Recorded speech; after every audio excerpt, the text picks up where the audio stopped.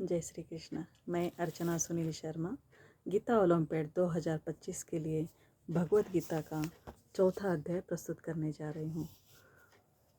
ओम श्री परमात्मने नमः। श्रीमद्भगवत गीता अथ चतुर्थोऽध्यायः।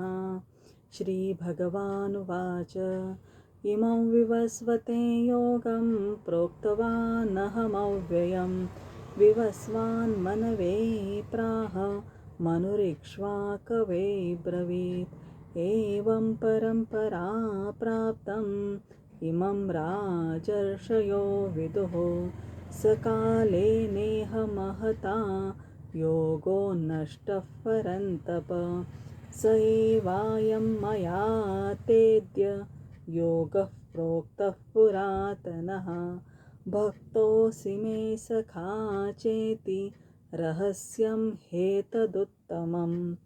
अर्जुन उवाच अपरं भवतो जन्म परं जन्म विवस्वतः कथमेतद्विजानीयान्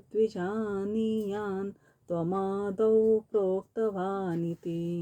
श्रीभगवानुवाच बहूनि मे व्यतीतानि जन्मानि तव चार्जुन तान्यहं वेद सर्वाणि न त्वं वेत्थ परन्तप अजोऽपि सन्नव्ययात्मा भूतानामीश्वरोऽपि सन् प्रकृतिं स्वामधिष्ठाय सम्भवाम्यात्ममायया यदा यदा हि धर्मस्य ग्लानिर्भवति भारत अभ्युत्थानमधर्मस्य तदात्मानं सृजाम्यहम् परित्राणाय साधूनां विनाशाय च दुष्कृतां धर्मसंस्थापनार्थाय सम्भवामि युगे युगे जन्म कर्म च मे दिव्यम्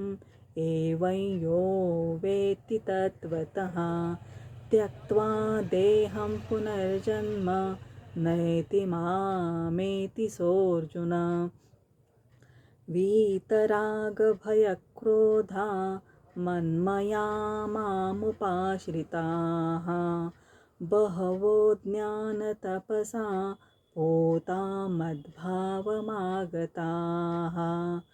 ये यथा मां प्रपद्यन्ते तांस्तथैव भजाम्यहम् मम वर्त्मानुवर्तन्ते मनुष्याः पार्थ सर्वशः काङ्क्षन्तः कर्मणां सिद्धिं यजन्त इह देवताः क्षिप्रं हि मानुषे लोके सिद्धिर्भवति कर्मजा चातुर्वर्ण्यं मया सृष्टं गुणकर्मविभागशः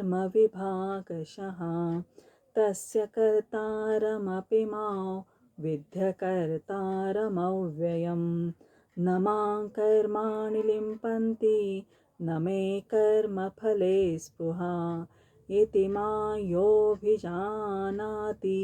कर्मभिर्न स बध्यते एवं ज्ञात्वा कृतं कर्म पूर्वैरपि मुमुक्षुभिः कुरु कर्मैव तस्मात् त्वं पूर्वैः पूर्वतरं कृतं किं कर्म किमकर्मेति कवयोऽप्यत्र मोहिताः तत्ते कर्म प्रवक्ष्यामि यज्ञात्वा मोक्ष्यसे शुभात् कर्मणो ह्यपि बोद्धव्यं च विकर्मणः अकर्मणश्च बोद्धव्यं गहना कर्मणो गतिः कर्मण्यकर्म यः पश्येत् अकर्मणि च कर्म यः स बुद्धिमान् मनुष्येषु स युक्तः कृत्स्नकर्मकृत् यस्य सर्वे समारम्भाः कामसङ्कल्पवर्जिताः ज्ञानाग्निदग्धकर्माणं तमाहुः पण्डितं बुधाः त्यक्त्वा कर्मफलासङ्गं नित्यतृप्तो निराश्रयः कर्मण्यभिप्रवृत्तोऽपि नैव किञ्चित् करोति सः। निराशीर्यतचित्तात्मा त्यक्तसर्वपरिग्रहः शारीरं केवलं कर्म कुर्वन्नाप्नोति किल्बिषम्। यदृच्छालाभसन्तुष्टो द्वन्द्वातीतो विमत्सरः समसिद्धावसिद्धौ च कृत्वापि न निबध्यते। गतसङ्गस्य मुक्तस्य ज्ञानावस्थितचेतसः यज्ञायाचरतः कर्म समग्रं प्रविलीयते। ब्रह्मार्पणं ब्रह्महविर्ब्रह्माग्नौ ब्रह्मणाहुतं ब्रह्मैव तेन गन्तव्यं ब्रह्मकर्मसमाधिना। दैवमेवापरे यज्ञै योगिनः पर्युपासते ब्रह्माज्ञावपरे यज्ञै यज्ञेनैवोपजुहति। श्रोत्रादीनीन्द्रियाण्यन्ये संयमाग्निषु जुहति शब्दादीन् विषयानन्य इन्द्रियाग्निषु जुहति। सर्वाणीन्द्रियकर्माणि प्राणकर्माणि चापरे आत्मसंयमयोगाग्नौ जुहति ज्ञानदीपिते। द्रव्ययज्ञास्तपोयज्ञा योगयज्ञास्तथा परे स्वाध्यायज्ञानयज्ञाश्च यतयः संशितौ रताः। अपाने जुहति प्राणं प्राणे पानं तथा परे प्राणापानगतिरुद्ध्वा प्राणायामपरायणाः। अपरे नियताहाराः प्राणान् प्राणेषु जुहति सर्वेऽप्येते यज्ञविदो यज्ञक्षपितकल्मषाः। यज्ञशिष्टामृतभुजो यान्ति ब्रह्म सनातनम् नायल्लोकोऽस्य यज्ञस्य कुतोऽन्यः कुरु सत्तम।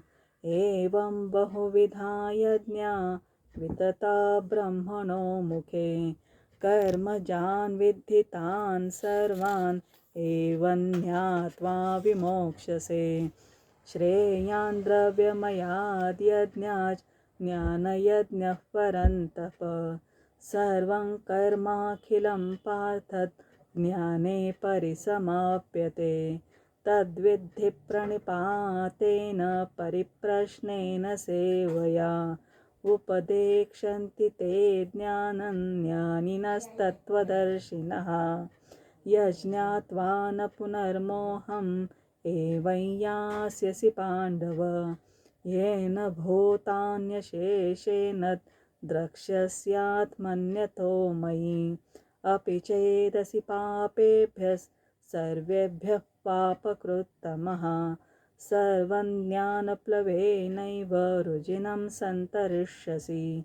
यथैधांसि समिद्धोऽग्निर्भस्मसात् कुरुतेऽर्जुन ज्ञानाग्निः सर्वकर्माणि भस्मसात् कुरुते तथा। न हि ज्ञानेन सदृशं पवित्रमिह विद्यते तत्स्वयं योगसंसिद्धः कालेनात्मनि विन्दति।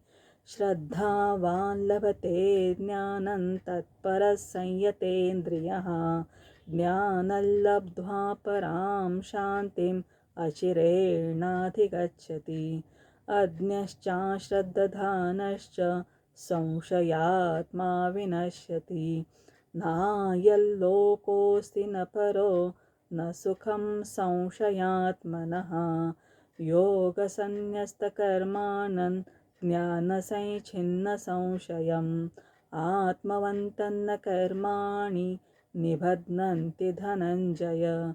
तस्मादज्ञानसम्भूतं हृस्तं ज्ञानासीनात्मनः छित्त्वैनं संशयं योगम् आतिष्ठोत्तिष्ठ भारत।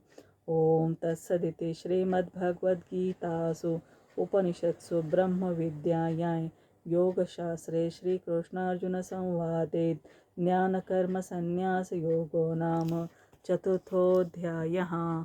ओम श्रीकृष्णार्पणमस्तु।